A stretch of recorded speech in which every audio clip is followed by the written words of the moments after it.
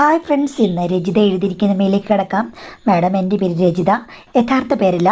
40 വയസ്സുള്ള ഒരു വീട്ടമ്മയാണ്. 2 കുട്ടികളുണ്ട്. 2ഉം ആൺമക്കളാണ്.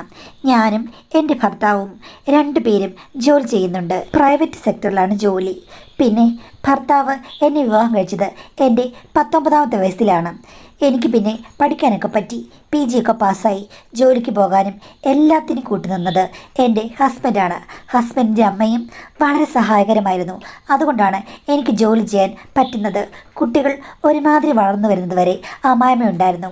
അത് കഴിഞ്ഞപ്പോഴേക്കും അവർ മരിച്ചുപോയി. അമ്മായിച്ചനും ഉണ്ടായിരുന്നു. ഞാൻ ചെന്ന് 2 വർഷം കഴിഞ്ഞപ്പോഴേക്കും മരിച്ചുപോയി. പിന്നെ ഞാനും ഭർത്താവും കുട്ടികളും മാത്രമേ ഉള്ളൂ. ഇപ്പം കുറേ കാലമായിട്ട് വീട്ടിൽ. എൻ്റെ മൂത്ത മകൻ ഡിഗ്രിക്ക് പഠിക്കുകയാണ്. നല്ല കുട്ടിയാണ്. കാണാൻ സുന്ദരനാണ്. പക്ഷേ സെൻറ്റിമെൻറ്റ്സ് ഇത്തിരി കൂടുതലാണ്. എന്നോടും എൻ്റെ ഭർത്താവിനോടുമൊക്കെ അറ്റാച്ച്മെൻറ്റ് ഒത്തിരി കൂടുതലാണ്. ലാളിച്ച് വഷളാക്കിയെന്ന് പറയാം. കണ്ടു കഴിഞ്ഞാൽ ഒത്തൊരാണാണ്. പക്ഷേ എന്ത് ചെയ്യാനാണ്, സ്വഭാവം കുട്ടികളെ പോലെയാണ്. അതുകൊണ്ട് തന്നെ കുറേ കൂട്ടുകാരും ഒക്കെ ഉണ്ട്. മുതിർന്ന ആൾക്കാരുമായിട്ടും നല്ല കൂട്ടുണ്ട്. കാണാൻ ഇത്തിരി തൊടുത്ത് ഭംഗിയുള്ള ചെക്കനായതുകൊണ്ട് ഒരു ദിവസം ഭർത്താവ് എന്നോട് പറഞ്ഞു, എടി ഞാനൊരു സംശയം പറയട്ടെ, ഇവനാണെങ്കിൽ വെളുത്ത് തൊടുത്ത് നല്ല സുന്ദര കുട്ടപ്പനായ ഒരു ചെക്കൻ. ഇവനെ ഈ കൂട്ടുകാരെയൊക്കെ വിളിച്ച് ഇവിടെ കൊണ്ടുവന്ന് ഇപ്പോഴേ താമസിപ്പിക്കുന്നുണ്ട്. +2 ആയപ്പോൾ മുതലേ ഉള്ള ശീലമാണ്. അവൻ്റെ മുറിയിൽ കയറി കഥ കടച്ചിരിക്കും. എനിക്ക് നല്ല സംശയമുണ്ട്. എന്താണെന്ന് ചോദിച്ചു കഴിഞ്ഞപ്പോഴേക്കും ഭർത്താവ് പറയുകയാണ്, അല്ലടി, ആൺപിള്ളാരാണെങ്കിലും വിശ്വസിക്കാൻ പറ്റില്ല. പെൺപിള്ളാരെയും കൊണ്ട് പോയാൽ മാത്രമല്ലല്ലോ മറ്റു കാര്യങ്ങൾ നടക്കുക. ഈ ആൺപിള്ളാരെയാണെങ്കിലും ഈ പ്രായത്തിൽ നമുക്ക് വിശ്വസിക്കാൻ പറ്റുന്നില്ല. ഞാൻ ചോദിച്ചു, നിങ്ങൾ എന്തോ ഉദ്ദേശിക്കുന്നത്? അവരതിനകത്ത് കയറിയിട്ട് എന്തെങ്കിലും വേറെന്തെങ്കിലും കാര്യങ്ങളാണോ, അതോ എന്തെങ്കിലും സാധനങ്ങൾ ഉപയോഗിക്കുന്നോ, അങ്ങനെ വല്ലതും ആണെന്നോ? ഏയ്, അതൊന്നുമില്ല. അതൊക്കെ ഞാൻ ശ്രദ്ധിക്കാറുണ്ട്. അതല്ലടി, ഇവനേക്കാൾ പ്രായം കൂടിയ ആണുങ്ങളുമായിട്ടാണ് നല്ല ചെങ്ങാത്തം. അത് ഞാൻ കുറേ കാലമായിട്ട് ശ്രദ്ധിക്കുന്നു. എനിക്ക് തോന്നുന്നത് ഇങ്ങനെയുള്ള സാഹചര്യത്തിൽ ദുരുപയോഗത്തിനുള്ള ഒത്തിരി സാധ്യതകളില്ലേ. വെളുത്ത് തൊടുത്തിരിക്കുന്ന പയ്യന്മാരെ നോക്കി നടക്കുന്ന ഒത്തിരി ആണുങ്ങളുമുണ്ട് എന്ന് ഭർത്താവ് പറഞ്ഞു. സത്യം പറഞ്ഞാൽ ഞാൻ അതൊക്കെ കേട്ടിട്ടുണ്ട്. എൻ്റെ മനസ്സിൽ അങ്ങനെ ഒരു ഐഡിയ പോലുമില്ല. ഇതൊക്കെ കേട്ടപ്പോൾ ഞാൻ ആകെ ഞെട്ടിപ്പോയി. ഉള്ളതാണോ ചേട്ടാ? ഇവനാണെങ്കിൽ ശരിക്കും PG ഒക്കെ പഠിക്കുന്ന ചെക്കന്മാരെയൊക്കെയാണ് വീട്ടിൽ കൊണ്ടുവരുന്നത്, ഫ്രണ്ട്സ് ആണെന്ന് പറഞ്ഞിട്ട്. ഞാനെന്ത് ചെയ്യും എന്നൊക്കെ പറഞ്ഞു. +2 പഠിക്കുമ്പം +1 പഠിക്കുന്ന ആൾക്കാരെയോ അല്ലെങ്കിൽ കൂടെ പഠിക്കുന്ന ആൾക്കാരേ ഉള്ളൂ. കോളേജ് ചെന്ന് കഴിയുമ്പോഴേക്കും PGക്ക് പഠിക്കുന്ന ചേട്ടന്മാർ അവരുമായിട്ടൊക്കെ ഭയങ്കര കൂട്ടാണ്. മിക്കവാറും വീക്കെൻഡിൽ ആരെങ്കിലും വന്ന് ഇവിടെ താമസിക്കും. ഹോസ്റ്റലിൽ നിൽക്കുന്നവരാണ്. അവർ അമ്മയുടെ ഭക്ഷണം കഴിക്കാൻ വന്നതാണ് എന്നൊക്കെ പറയും. പക്ഷേ അന്നൊന്നും ഞാൻ അധികമായിട്ട് ശ്രദ്ധിച്ചിട്ടില്ല. ഒന്നാമത് ഇവൻ ഭയങ്കര ഡിപ്പെൻഡൻ്റ് ആണല്ലോ, എല്ലാവരോടും ഭയങ്കര ഇഷ്ടമാണ്. അതുകൊണ്ട് ഇങ്ങനെ വിളിച്ചുകൊണ്ട് വരുന്നതായിരിക്കും എന്നാണ് ഞാൻ വിചാരിച്ചത്. ഭർത്താവ് പറഞ്ഞപ്പോഴാണ് എനിക്ക് ചങ്കിടിപ്പായത്. ചേട്ടാ, ചെറുക്കൻ അങ്ങനെ വല്ല സ്വഭാവം ഉണ്ടോ? എന്താ, എനിക്ക് പേടിയാകുന്നു. ഞാനാണെങ്കിൽ രാവിലെ പോയി കഴിഞ്ഞാൽ 5 മണിയാകുമ്പോഴേ വരത്തുള്ളൂ. ചേട്ടൻ വരുമ്പോഴേക്കും 8 മണിയാകും. ഈ പിള്ളേർ 2 പേരുടെ തന്നെ ഉള്ളൂ. പിന്നെ രാത്രിയിലും അവരൊന്നിച്ചും ഇങ്ങനെയൊക്കെ നിന്ന് കഴിഞ്ഞാൽ ഞാൻ എന്ത് ചെയ്യാനാണ്? നമുക്ക് പോയപ്പോൾ നിയന്ത്രിക്കാൻ പറ്റുമോ? ഈ ചെക്കനും എനിക്കറിയില്ല, ഇവൻ തന്നെ ഇനി ഇനിഷ്യേറ്റീവ് എടുക്കുന്നതാണോ, ഇനി ആരെങ്കിലും ഇവനെ കണ്ട് ഇഷ്ടപ്പെട്ട് ഇങ്ങോട്ട് വരുന്നതാണോ? എന്തുവാ ചേട്ടാ, വല്ല CCTV ക്യാമറ റൂമിനകത്ത് വെക്കേണ്ടി വരുമോ എന്ന് ഞാൻ ചോദിച്ചു. അപ്പോൾ ഹസ്ബൻഡ് പറഞ്ഞു, അതൊന്നും വേണ്ട, അതൊക്കെ പ്രൈവസിയെ ഹനിക്കുന്ന കാര്യങ്ങളാണെന്നും നമുക്ക് ചെയ്യേണ്ട. പക്ഷേ നീ അവനോട് ന്യൂട്രൽ ഇങ്ങനെ വല്ലതും ഉണ്ടോയെന്ന് സംസാരിക്കണമെന്ന്. ഞാൻ അവനോട് എങ്ങനെ ഇതൊക്കെ ചോദിക്കും? അവൻ എന്നെ പറ്റിയിട്ട് എന്ത് കരുതും എന്ന് ചോദിച്ചു കഴിയുമ്പോഴേക്കും ഭർത്താവ് പറഞ്ഞു, എടി എന്തായാലും നീ ചോദിക്കണം. നീ അല്ലാത്ത കാര്യത്തിലെല്ലാം ഭയങ്കര പുന്നാരിപ്പാണല്ലോ. ചെക്കൻ വളർന്ന് വലിയ കാളെ പോലായി. എന്നിട്ട് നിനക്ക് ചോദിക്കാൻ വയ്യേ? നിനക്ക് ചോദിക്കരുത് മനുഷ്യ, അത് പറ്റില്ല. കാര്യം അവൻ എല്ലാ കാര്യങ്ങളും നിന്നോടല്ലേ പറഞ്ഞത്. നീ ചില സമയത്ത് വലിയ സാറ് കളിച്ച് ചെക്കനോട് സൂര്യന് താഴെയുള്ള എല്ലാ കാര്യങ്ങളും പറഞ്ഞു കൊടുക്കുന്നത് ഞാൻ കേട്ടിട്ടുണ്ടല്ലോ. മറ്റു പല കാര്യങ്ങളും നീ സംസാരിക്കുന്നത് കേട്ടിട്ടുണ്ടല്ലോ. എന്നോട് അവൻ അങ്ങനെയുള്ള സംശയങ്ങളൊന്നും ചോദിക്കാറില്ല. നീ അങ്ങ് വലിയ എക്സ്പ്ലനേഷൻ ആണല്ലോ. നിനക്കപ്പം ഇത് ചോദിക്കാൻ പറ്റും. അബദ്ധം പറ്റാതിരിക്കണമെങ്കിൽ നീ ചോദിക്കുക. ചെക്കനെ നീ കൊഞ്ചിച്ച് വഷളാക്കി. അപ്പം ഞാൻ ചോദിച്ചു, അല്ല നിങ്ങൾക്കപ്പോൾ ഒരു റോളും ഇല്ലേ? നിങ്ങളല്ലേ അവനെ കൊഞ്ചി വഷളാക്കിയത്. ഇടി, നീ ചോദിക്കുന്നുണ്ടോ ഇല്ലയോ? അല്ലെങ്കിൽ ഞാൻ ചോദിക്കുന്നതേ ഇല്ല, എന്തെങ്കിലും ആകട്ടെ എന്ന് പറഞ്ഞു. ഭർത്താവ് അങ്ങനെ പറഞ്ഞു കഴിഞ്ഞപ്പോഴേക്കും ഒരു അമ്മ മനസ്സല്ലേ, എനിക്ക് പേടിയായി. ചെക്കനോട് ഒന്ന് ചോദിക്കണം. ഇളയവൻ പിന്നെ കുഞ്ഞാണ്, വലിയ പ്രശ്നങ്ങളൊന്നുമില്ല. അങ്ങനെ ഭർത്താവ് പറഞ്ഞതിന് പേരിൽ എന്തായാലും ഇവനോട് ഈ മാറ്ററൊക്കെ ഒന്ന് സംസാരിക്കണം. എൻ്റെ ഒരു സംശയം എന്ന് പറയുമ്പോഴേക്കും ഇപ്പോഴത്തെ പിള്ളേർ തരികിടകളാണ്. വല്ല വീഡിയോ കാണുവോ അല്ലാതെ വേറെന്തെങ്കിലും കുളിച്ച പ്രവൃത്തികളാകാനും മതി. ഈ ഭർത്താവ് പറഞ്ഞതാകണമെന്നൊന്നും നിർബന്ധമൊന്നുമില്ല. എന്നാലും പക്ഷേ പറഞ്ഞതിലൊരു കാര്യമുണ്ട്. ഇവനെ കാണാനൊക്കെ കുറച്ച് ശരിയാ, ഒരു നല്ല തളതളാന്നിരിക്കുന്ന ഒരു പയ്യൻ. അപ്പം അങ്ങനെ വരാൻ സാധ്യതയുണ്ടെന്ന് എൻ്റെ മനസ്സ് പറഞ്ഞു. എന്തായാലും ചെക്കനോടൊന്ന് ചോദിക്കുക തന്നെ. അങ്ങനെ ഞാൻ ഒരു ദിവസം മോനോട് ചോദിച്ചു, എടാ മോനെ, നീ എന്തിനാണ് ഇങ്ങനെ ആളുകളെ വീട്ടിൽ വിളിച്ചുകൊണ്ട് വന്ന് താമസിപ്പിക്കുന്നത്? ഇതുവരെ ഞാൻ ചോദ്യം ചോദിച്ചിട്ടില്ല. അതെല്ലാം നല്ല പ്രായമുള്ള പിള്ളേരാണ്, നിന്നേക്കാൾ 3-4 വയസ്സിന് മൂത്തത് സീനിയേഴ്സിനെയാണ് നീ കൂടുതലും കൊണ്ടുവരുന്നത്. എന്തിനാണ് അവരെ വീട്ടിലേക്ക് വിളിച്ചു വന്ന് നിന്റെ മുറിയിൽ കൊണ്ട് താമസിപ്പിക്കുന്നത്? അങ്ങനെയൊന്നും അധികം ആൾക്കാർ ചെയ്യുന്നത് കണ്ടിട്ടില്ലല്ലോ. ഇവിടെ അടുത്ത മറ്റേ ആമ്പിളരൊക്കെ ഉണ്ട്, അവരാരും ഇങ്ങനെ ആരെ വിളിച്ച് വീട്ടിൽ കൊണ്ടുവന്ന് താമസിപ്പിക്കുന്നത് കണ്ടിട്ടില്ല. ഞാനും അച്ഛനും ഒന്നും പറയില്ല എന്നതുകൊണ്ടാണ് നീ ഇങ്ങനെ ചെയ്യുന്നത്. ഞങ്ങൾ തന്ന സ്വാതന്ത്ര്യം നീ ദുരുപയോഗം ചെയ്യുകയാണോ എന്ന് ചോദിച്ചു. അമ്മയ്ക്ക് എന്നെ സംശയമുണ്ടോ? അമ്മ എന്താ ഉദ്ദേശിക്കുന്നത്?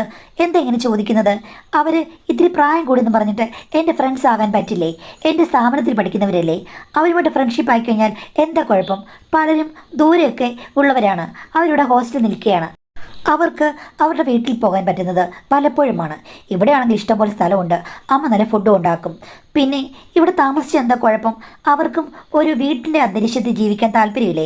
അതുകൊണ്ടാണ് ഞാൻ ഇവിടെ കൊണ്ടുവരുന്നത്. ഞാൻ പറഞ്ഞു ഓക്കെ, നിൻ്റെ മറ്റ് ഫ്രണ്ട്സും ഇതുപോലെ അവരെ കൊണ്ട് താമസിപ്പിക്കാറുണ്ടോ? അങ്ങനൊന്നുമില്ല, അവർക്കതിനുള്ള സാഹചര്യമില്ല. അതെന്താ ഇല്ലാത്തത്? അവരാരും ഒരു മുറിയിലല്ലേ താമസിക്കുന്നത്? നീ ഇങ്ങനെ ആൺകുട്ടികളെ കൊണ്ടുവന്ന് നിൻ്റെ മുറിയിൽ താമസിപ്പിക്കുന്നതിൽ അച്ഛന് ചില സംശയങ്ങളുണ്ട്. അത് കേട്ട് അവൻ ഞെട്ടി. എന്താ അച്ഛൻ്റെ സംശയം? അത് പിന്നെ അച്ഛന് പല സംശയങ്ങളുമുണ്ട്. അതിനകത്തിരുന്ന് നിങ്ങൾ എന്താ കാണിക്കുന്നതെന്ന് അച്ഛന് വലിയ സംശയങ്ങളുണ്ട്. എന്തൊക്കെ അച്ഛൻ്റെ സംശയങ്ങൾ? ഒന്ന്, നിങ്ങൾ മുറിക്കകത്ത് കയറി എന്താ കാണിക്കുന്നത്? ഇതിലെ വീഡിയോസ് ഡൗൺലോഡ് ചെയ്ത് കാണുകയാണോ? അതൊരു സംശയം. പിന്നെ പറയാൻ പറ്റില്ല, ഇപ്പോഴത്തെ കാലത്ത് എന്തൊക്കെയോ കുന്നത്തിന് പേരുകളുണ്ട്. ഇതൊക്കെ അടിച്ച് പൂസായി അതിനകത്ത് ഇരിക്കുകയാണോ? അതൊക്കെ ഉപയോഗിക്കുകയാണോ? ഇനി എന്താ അച്ഛന് സംശയം? ഇനി വേറെ സംശയമുണ്ട്. കാര്യം, നീ ഇങ്ങനെ വെളുത്ത് ചുവന്ന് തൊടുത്തിരിക്കുകയാണ്. ഇപ്പോഴത്തെ കാലത്തും ആണെന്നോ പെണ്ണെന്നോ ഒന്നുമില്ല, എല്ലാം അങ്ങ് ട്രെൻഡാണ്. അങ്ങനെ വല്ല സംഗതികളുമാണോ? എന്താ അമ്മ പറഞ്ഞത്? നിനക്ക് മനസ്സിലായില്ലേ? ഈ ആണുങ്ങളും ഇപ്പോൾ കല്യാണം വരെ കഴിക്കുന്ന സമയമാണ്. അപ്പോൾ അങ്ങനെ വല്ലതും ആണെന്നാണ് അച്ഛൻ ചോദിക്കുന്നത്. അത് കേട്ട് അവൻ എന്നോട് പറഞ്ഞു, എന്തൊക്കെയാ അമ്മേ നിങ്ങൾ പറഞ്ഞത്? ഇവിടെ സ്വാതന്ത്ര്യമുണ്ട്. നിങ്ങളിതുവരെ എൻ്റെ ഒരു കാര്യത്തിന് നോ എന്ന് പറഞ്ഞിട്ടില്ല. എനിക്ക് ഈ ഫ്രണ്ട്ഷിപ്പൊക്കെ വലിയ ഇഷ്ടമാണ്. എനിക്ക് ചിലരെ കാണുമ്പോഴേക്കും ഫ്രണ്ട്ഷിപ്പ് കൂടാൻ തോന്നും, അവരുടെയൊക്കെ സ്നേഹം പിടിച്ചു പറ്റാനും തോന്നും. അതുകൊണ്ടാണ് ഞാൻ ഇങ്ങോട്ട് വിളിച്ചുകൊണ്ട് വരുന്നത്, അല്ലാതെ ഈ കാര്യങ്ങളൊന്നുമില്ല. പിന്നെ നല്ല കഴിവുള്ളവരെയാണ് ഞാൻ കൂടുതലും വിളിച്ചുകൊണ്ട് വരുന്നത്. പാടുന്നവരാണ് കൂടുതൽ ഫ്രണ്ട്സും. പിന്നെ എഴുത്തുകാർ, അങ്ങനെയൊക്കെയുള്ള ആൾക്കാരെ കാണുമ്പോൾ എനിക്കൊരു ഫാൻ പോലെ തോന്നും. അതാണമ്മേ, അല്ലാതെ വേറെ ഒന്നുമില്ല. എന്നാൽ നിങ്ങളിങ്ങനെയൊക്കെ സംശയിച്ചല്ലോ. ഇത്രയും നാളായിട്ട് എന്നോട് ഒന്നും പറഞ്ഞില്ല, എന്നിട്ട് ഇപ്പോഴാണോ പറയുന്നത്? പണ്ടൊക്കെ ഞാൻ ആൾക്കാരെ വിളിച്ചുകൊണ്ട് വരുമ്പോഴേക്കും അമ്മയ്ക്ക് ഭയങ്കര സന്തോഷമായിരുന്നല്ലോ. ഇപ്പം എന്താ അമ്മ ഇങ്ങനെയൊക്കെ പറഞ്ഞത്? എടാ, നിൻ്റെ അച്ഛനാണ് എന്നോട് പറഞ്ഞത് എന്നോട് ചോദിക്കാൻ. പുള്ളി ഇങ്ങനെയൊന്നും ഡയറക്റ്റ് ചോദിക്കില്ലെന്നറിയില്ലോ. സംശയം ചോദിച്ചു. അതിപ്പോൾ മാതാപിതാക്കൾക്ക് സ്വഭാവമായിട്ട് സംശയം ഉണ്ടാകും. എന്തെങ്കിലും ഉണ്ടെങ്കിൽ മുളയിലേ നുള്ളണം. അത് പറയാൻ പറ്റില്ല. ആകെ കൂടി 2 പിള്ളേരെ ഞങ്ങൾക്കുള്ളൂ. പണ്ടൊക്കെ ആണെങ്കിൽ 10-15 പിള്ളേരുണ്ടായിരുന്നു ഓരോരുത്തർക്ക്. ഇപ്പം എല്ലാവർക്കും പേടിയുണ്ട്. അതുകൊണ്ട് ഞാനങ്ങ് ചോദിച്ചതാണ്. ഇനി അതിനകത്ത് തെറ്റൊന്നും നടക്കുന്നില്ലെങ്കിൽ ഞാനങ്ങ് പിൻവലിച്ചു. അപ്പോഴേക്കും അവൻ പറഞ്ഞു, ശരി, ഞാനിനി ആൾക്കാരെ വിളിച്ചുകൊണ്ട് വരുന്നേയില്ല, നിങ്ങളുടെ 2 പേരുടെ ഇളക്കം തീരുമല്ലോ എന്ന്. ഞാൻ പറഞ്ഞു, അങ്ങനല്ല, എന്നാലും എല്ലാവർക്കും സംശയം ഉണ്ടാകുന്നൊരു കാര്യം തന്നെയാണിത്. സൂക്ഷിക്കണം. അനാവശ്യമായ കൂട്ടുകെട്ടുകൾ വേണ്ട. ഇങ്ങോട്ട് വിളിച്ചുകൊണ്ട് വരുന്ന പരിപാടി അങ്ങ് നിർത്തുക. എന്നാലും അമ്മേ, എനിക്ക് 2 ഫ്രണ്ട്സ് ഉണ്ട്. അവർ 2 പേരും എനിക്ക് ഭയങ്കര ഇഷ്ടമാണ്. അവരെ വിളിച്ചുകൊണ്ട് വരാതിരിക്കാൻ പറ്റില്ല. കാര്യം അവർക്ക് ഒരാൾക്ക് അച്ഛനില്ല, ഒരാൾക്ക് അമ്മയുമില്ല. 2 ഒരു ഹോസ്റ്റലിൽ നിന്നാണ് പഠിക്കുന്നത്. അതുകൊണ്ട് എനിക്ക് തിക്ക് ഫ്രണ്ട്സാണ് അവർ. ശരി, അവർ 2 പേരെയും ഞാൻ അനുവദിച്ചിരിക്കുന്നു. ആരാണ് അവരെന്ന് ചോദിച്ചു കഴിഞ്ഞപ്പോഴേക്കും 2 പേരുടെ പേര് പറഞ്ഞു. അവന്മാർ 2 പേരെ എനിക്കറിയാം. ഇഷ്ടംപോലെ കഞ്ഞിയും കറിയൊക്കെ ഞാൻ വെച്ച് കൊടുത്തിട്ടുള്ളവരാണ് ഇപ്പം 5-6 മാസമായിട്ട്. പോട്ടെ. അങ്ങനെ ഞാൻ പറഞ്ഞ കാര്യങ്ങളൊക്കെ ഭർത്താവിനോട് പറഞ്ഞു. ഭർത്താവ് പറഞ്ഞു, അങ്ങനെ ക്ലിയറായിട്ട് ഉത്തരം പറഞ്ഞെങ്കിൽ വെറുതെ വിടാം, 2 കൂട്ടുകാരല്ലേ, അവരെ നമുക്ക് അനുവദിക്കാമെന്ന് പറഞ്ഞു. അങ്ങനെയാണ് ആ പ്രശ്നം ഒന്ന് തീർന്നത്. എൻ്റെ ഭർത്താവിൻ്റെ കൺഫ്യൂഷൻ അത് ന്യായമാണെന്ന് എനിക്ക് തോന്നി. അവനോടും പിന്നെ ഞാൻ ബാക്കി കാര്യങ്ങളൊക്കെ പറഞ്ഞൊന്ന് സോൾവ് ചെയ്ത്. കാര്യം ഇപ്പോഴത്തെ പിള്ളേരോട് ചോദിച്ചു കഴിഞ്ഞാൽ അവന്മാരൊക്കെ എന്താ പറയുക, എന്താ ചെയ്യുക എന്ന് ആർക്കറിയാം. എന്തായാലും എനിക്ക് ഉള്ളിലൊരു സംശയമുണ്ടായിരുന്നു. സംശയദൃഷ്ടിയോടുകൂടി തന്നെയാണ് മറ്റു 2 പേരെയും ഞാൻ വീട്ടിൽ കയറ്റിയത്. അതിൽ ലിജിൻ എന്ന് പറയുന്നൊരു പയ്യനാണ് ഏറ്റവും കൂടുതൽ വട്ടം അവിടെ വന്ന് താമസിച്ചിട്ടുള്ളത്. അവനാണെങ്കിൽ അടുക്കളയിൽ കയറിയിട്ട് നല്ല നല്ല വിഭവങ്ങൾ ഉണ്ടാക്കുകയും ചെയ്യും. ഇത്രയും ചെറുപ്രായത്തിൽ പാചകമൊക്കെ എവിടുന്ന് പഠിച്ചെന്ന് എനിക്കിട്ട് അറിയുകയില്ല. കണ്ടു കഴിഞ്ഞാൽ നല്ല സുന്ദരനൊരു പയ്യനാണ്. എൻ്റെ മകനേക്കാളും നല്ല സൗന്ദര്യമാണ് അവനെ കാണാനേ. അപ്പോൾ അവനൊരു ദിവസം എന്നോട് പറഞ്ഞു, ആൻറ്റി, ഞാൻ ഒരു കാര്യം ചോദിക്കട്ടെ? ആൻറ്റി അത് തെറ്റിദ്ധരിക്കരുതെന്ന് പറഞ്ഞു. ഞാൻ പറഞ്ഞില്ല. ആൻറ്റി ഇവിടെ വരുന്ന അവൻ്റെ കൂട്ടുകാരെ പറ്റിയിട്ട് ഇങ്ങനെ ഒരു അഭിപ്രായം പറഞ്ഞെന്നും അതിനെപ്പറ്റി ഒരു ചർച്ചയുണ്ടായെന്നും അവൻ എന്നോട് പറഞ്ഞു. ആക്ച്വലി ആൻറ്റിയുടെ സംശയം എന്താണെന്ന് ചോദിച്ചു. അപ്പം ഞാൻ ചോദിച്ചു, അപ്പോൾ അവൻ വന്ന് എല്ലാ കാര്യങ്ങളും നിന്നോട് പറഞ്ഞു എന്ന്. അല്ല, അവൻ എല്ലാ കാര്യങ്ങളും എന്നോട് പറയും. ആൻറ്റി ദേഷ്യപ്പെടാതെ കാര്യങ്ങൾ പറയാൻ പറഞ്ഞു. ഞാനിപ്പോൾ അവനോട് കാര്യങ്ങളൊക്കെ പറഞ്ഞു. അവൻ്റെ അച്ഛന് സംശയം ഉണ്ടായിരുന്നു. ഇപ്പോഴത്തെ കാലത്തെ കൂട്ടുകെട്ടാണ്, അതിൽ എന്ത് വേണമെങ്കിലും നടക്കാം, അതുകൊണ്ട് ചോദിച്ചെന്നേ ഉള്ളൂ, ക്ലിയർ ഔട്ട് ചെയ്യണം, അതിന് വേണ്ടിയിട്ടാണെന്ന്. അപ്പോൾ അവൻ പറഞ്ഞു അത് നല്ലതാണ്, പക്ഷേ ആൻറ്റി പറയുന്ന പോലുള്ള ദുശ്ശീലങ്ങളൊന്നും ഞങ്ങൾക്കില്ല. പക്ഷേ ഈ പറഞ്ഞതുപോലെ കുറച്ച് സോഫ്റ്റ് മെൻറ്റാലിറ്റിയാണ് എനിക്കും. അവനും അങ്ങനെ തന്നെയാണ്. അതുകൊണ്ടാണ് സീനിയറായിട്ടും ഞങ്ങൾ അടുക്കാനിടയായത്. പിന്നെ അവനെ കുറച്ച് അലിവും അങ്ങനെയുള്ള കാര്യങ്ങളൊക്കെ ഉണ്ട്, അതാണ്, അല്ലാതെ വേറെ ഒന്നുമില്ല. ആൻറ്റിക്ക് വേണമെങ്കിൽ അവിടെ CCTV ക്യാമറ വയ്ക്കാം. പിന്നെ ആൻറ്റി ഉണ്ടാക്കുന്ന തോരനും മെഴുക്കുവരട്ടിയും ഒക്കെ എനിക്ക് ഭയങ്കര ഇഷ്ടമാണ്. കറികളൊക്കെ എൻ്റെ അമ്മയില്ലല്ലോ, അമ്മ ഉണ്ടാക്കുന്ന പോലെ എനിക്ക് തോന്നുന്നു. അതാണ് ഞാൻ കൂടുതലും ഇതൊക്കെ കേട്ടിട്ട് ഇങ്ങോട്ട് വരുന്നതെന്ന് പറഞ്ഞു. അത് കേട്ടപ്പോൾ എൻ്റെ മനസ്സലിഞ്ഞു. ഞാൻ അവനെ തലോടിക്കൊണ്ട് പറഞ്ഞു, ഒന്നുമില്ലടാ, ഒരു കൺഫ്യൂഷൻ തീർക്കാൻ വേണ്ടി ഞാൻ ചോദിച്ചതാണെന്നും. അത് സാരമില്ല ആൻറ്റി, നല്ലതാണെന്ന് പറഞ്ഞു. എന്തായാലും അവൻ അന്ന് കയറി എനിക്ക് കുനാഫ ഉണ്ടാക്കി തന്നു. ചേട്ടൻ വന്നപ്പോഴും അത് സെർവ് ചെയ്തു. ചേട്ടൻ അത് കഴിച്ചിട്ട് പറഞ്ഞു, യൂ, നിനക്ക് ഷെഫ് ആകാനുള്ള എന്തോ വിദ്യ ഉണ്ടടാ മോനെ, നീ അതുമെല്ലാം പഠിച്ചാൽ പോരായിരുന്നു എന്ന് പറഞ്ഞു. എന്തായാലും അവനെ പറ്റി എൻ്റെ ഭർത്താവിന് നല്ല ഇമ്പ്രഷനാണ്. ഒരു ശനിയാഴ്ച ഞാൻ ഓഫീസിൽ നിന്ന് നേരത്തെ ഇറങ്ങി. ഞാൻ ഇങ്ങനെ ഇറങ്ങാറുണ്ടേ. അപ്പോൾ എൻ്റെ മകൻ അവിടെയുണ്ട്, ലിജിനി വന്നിട്ടുണ്ടെന്ന് അവൻ ഉച്ചയ്ക്ക് വിളിച്ച് പറഞ്ഞു. അപ്പോൾ അവർ ഇന്നവിടെ കാണും. പിന്നെ ഇളയ മകനുണ്ട്, അവന് കമ്പ്യൂട്ടർ ഗെയിമൊക്കെ കളിച്ചുകൊണ്ട് അവിടെ ഇരിക്കും, അല്ലെങ്കിൽ TV കാണും. അങ്ങനൊരു സ്വഭാവമാണ്. ഇവരുടെ രണ്ടുപേരുടെയും കൂട്ടത്തിൽ അവൻ കൂടില്ല.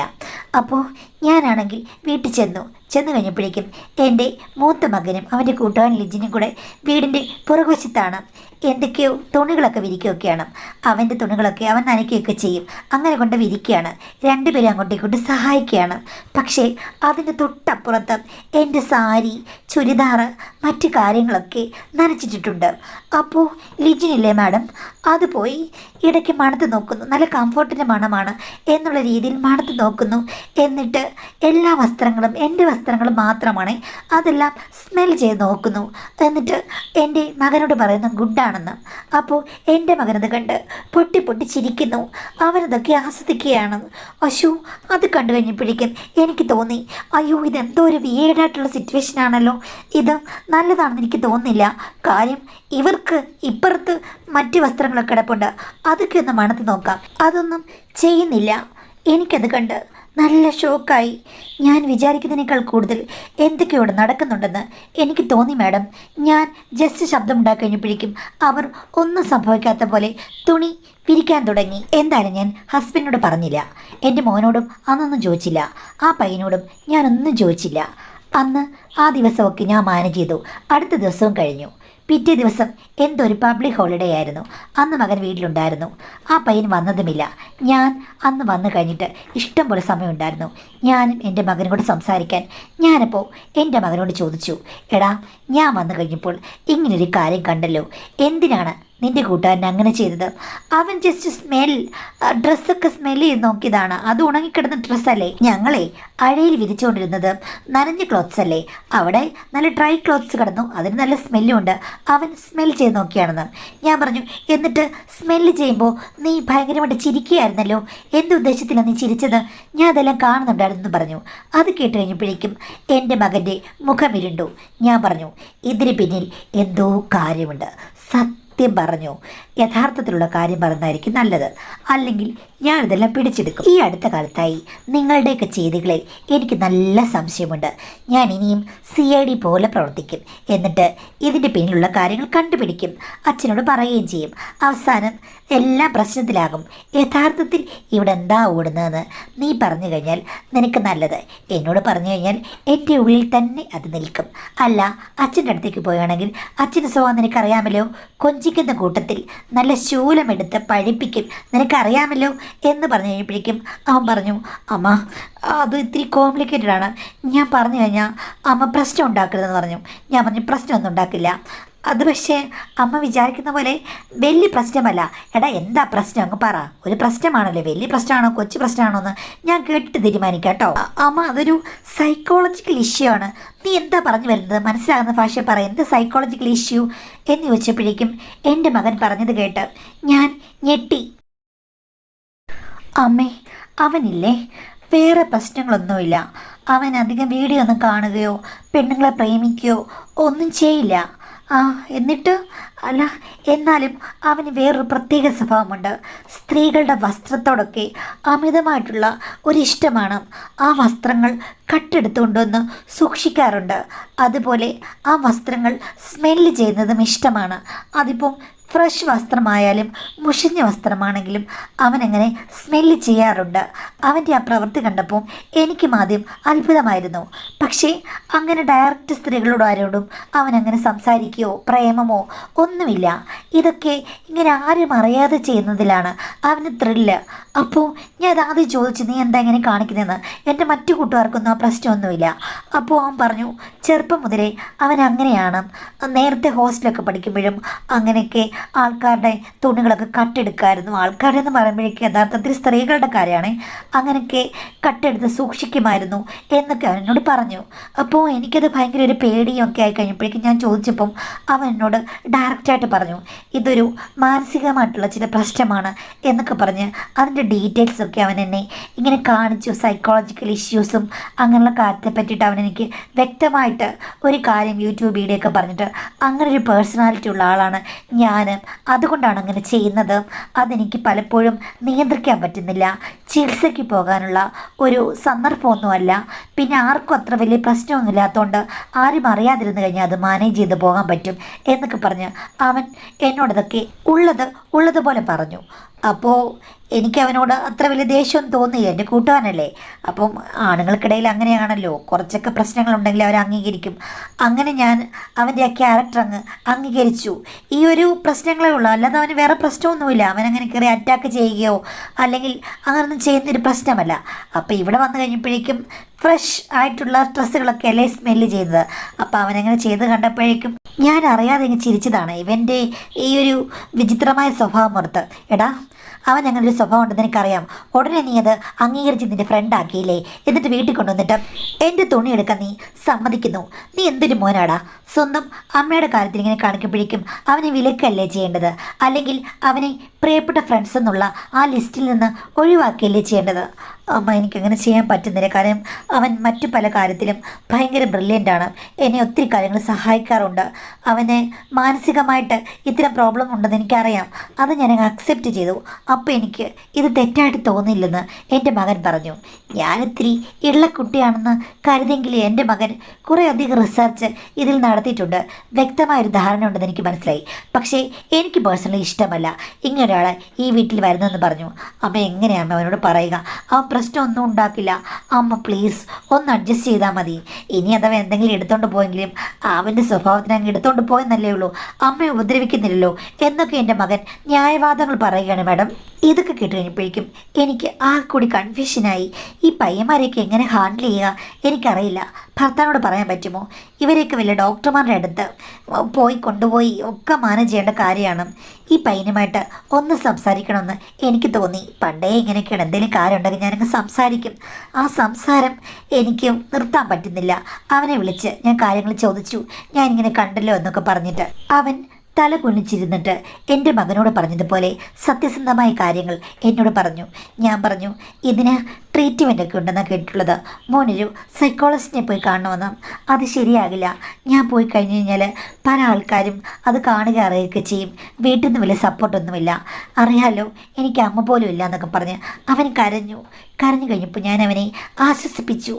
എന്താണെന്നറിയില്ല, ഞാൻ നിന്നെ വിളിക്കാം, നിനക്ക് എന്തെങ്കിലും പ്രശ്നം തോന്നുകയാണെങ്കിൽ എന്നെ വിളിക്കൂ എന്നൊക്കെ പറഞ്ഞ് ഞാൻ അവനെ ആശ്വസിപ്പിച്ചു. ഞാൻ വിളിക്കാമെന്ന് പറഞ്ഞു.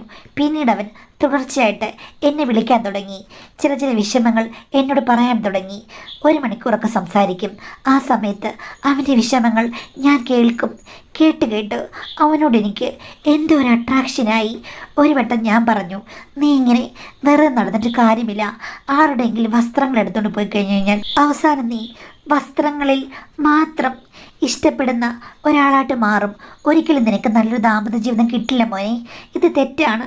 മാറൂ എന്ന് ഞാൻ പറഞ്ഞു. അങ്ങനെയൊക്കെയുള്ള കാര്യങ്ങളിലേക്ക് ഇറങ്ങിച്ചെല്ലാൻ അവന് ബുദ്ധിമുട്ടാണ്. സ്ത്രീകളുമായി എടുക്കാൻ ബുദ്ധിമുട്ടാണ്. മറ്റൊരു പെൺകുട്ടിയെ പ്രേമിക്കാനും വയ്യ എന്നൊക്കെയാണ് അവൻ പറയുന്നത്. അവസാനം എന്താണെന്നറിയില്ല, എൻ്റെ മനസ്സങ്ങ് അലിഞ്ഞു. നീ എൻ്റെ അടുത്ത് വാ മോനെ എന്ന് ഞാൻ പറഞ്ഞു. പതുക്കെ പതുക്കെ സുന്ദരനായ ആ പയ്യനെ ഉപദേശിക്കാൻ ചെന്ന എനിക്ക് അവനോട് അഗാധമായൊരടുപ്പം വളരുകയായിരുന്നു. അവൻ എൻ്റെ മകൻ്റെ സുഹൃത്താണെന്നുള്ള കാര്യം ഞാൻ മറന്നു. ഉപദേശിച്ച് നേരെയാക്കാൻ പോകുകയാണെന്ന കാര്യം ഞാൻ മറന്നു. പല കാര്യങ്ങളും അതിലില്ലാതെ ഞങ്ങൾ സംസാരിക്കാൻ തുടങ്ങി. എൻ്റെ മകൻ അത് അറിയുന്നുണ്ടോയെന്ന് പോലും എനിക്കറിയില്ല. അറിഞ്ഞാലും ഒരു പ്രശ്നമില്ലെന്നായി എനിക്ക്. എൻ്റെ ഭർത്താവ് അറിയാതിരുന്നാൽ മതി. എന്തായാലും ഒരു ദിവസം അവൻ അവിടെ ഉള്ളപ്പോൾ പെട്ടെന്ന് വന്നവൻ എന്നെ ആശ്ലേഷിച്ചു. അത് എനിക്കെന്തോ ഇഷ്ടമായി മാഡം. ഞാനാണെങ്കിൽ അവനോട് പറഞ്ഞു, ഞാൻ എന്തായാലും നിന്നെ വെറുതെ വിടാൻ ഉദ്ദേശിക്കുന്നില്ല. നിനക്ക് വസ്ത്രങ്ങളിൽ മാത്രമല്ല താല്പര്യം എന്നുള്ളത് ഞാൻ ഒന്ന് ടെസ്റ്റ് ചെയ്ത് നോക്കട്ടെ എന്ന് പറഞ്ഞ് എൻ്റെ കൈകൾ ആഴത്തിൽ പരതി. അപ്പോൾ ഞാൻ കണ്ടെത്തിയത് മുത്തോ ചിപ്പിയോ അല്ല, കടൽ പവിഴപ്പുറ്റായിരുന്നു. ഞാൻ ആ സമയത്ത് എന്തോ മനസ്സെല്ലാം അങ്ങ് വല്ലാതെ മാറിപ്പോയി. എൻ്റെ മകനെ ഞാൻ ടൗണിലേക്ക് പറഞ്ഞു വിട്ടു, ഒരു ലിസ്റ്റ് കൊടുത്ത്. എന്നിട്ട് ഞങ്ങൾക്ക് രണ്ടുപേർക്കും സംഗമിക്കാനുള്ള, സംഗമരാഗങ്ങൾ മീട്ടാനുള്ള ഒരു വേദി ഞാനായിട്ട് ഒരുക്കി. കാര്യം ഞാനും മോഹിച്ചു പോയിരുന്നു. ഭർത്താവുമായിട്ടൊക്കെ എനിക്ക് സ്നേഹമാണെങ്കിലും ഞാൻ മറ്റെന്തോ ജീവിതത്തിൽ തേടുന്നുണ്ടായിരുന്നു എന്ന് അന്ന് എനിക്ക് മനസ്സിലായി. തേടിയ വള്ളി കാലിൽ ചുറ്റി. ആ വള്ളികൾ എന്നെ ചുറ്റി വരികയായിരുന്നു. ഒന്നാം അംഗം കഴിഞ്ഞപ്പോൾ രഹസ്യങ്ങളുടെ താക്കോൽ കൂട്ടം എൻ്റെ കയ്യിൽ കിട്ടിയതുപോലെയായിരുന്നു. എനിക്കെന്തോ ഒത്തിരി സന്തോഷമാണ് തോന്നിയത്. അന്നു മുതൽ ഇന്ന് വരെ ഞാൻ ആ കാര്യങ്ങൾ രഹസ്യമായി തുടരുന്നു. എൻ്റെ മകനും ഇപ്പോൾ അറിയാം. അവൻ ഫുൾ സപ്പോർട്ടാണ്.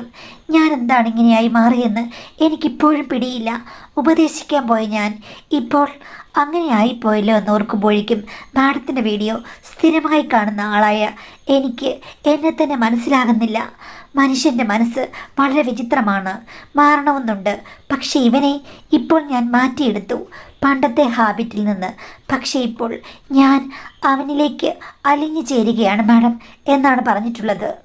അപ്പോൾ എല്ലാവരും ട്രോളുമ്പോൾ വരുന്നൊരു ശബ്ദമില്ലേ, ഇപ്പം എങ്ങനെ ഇരിക്കുന്നു?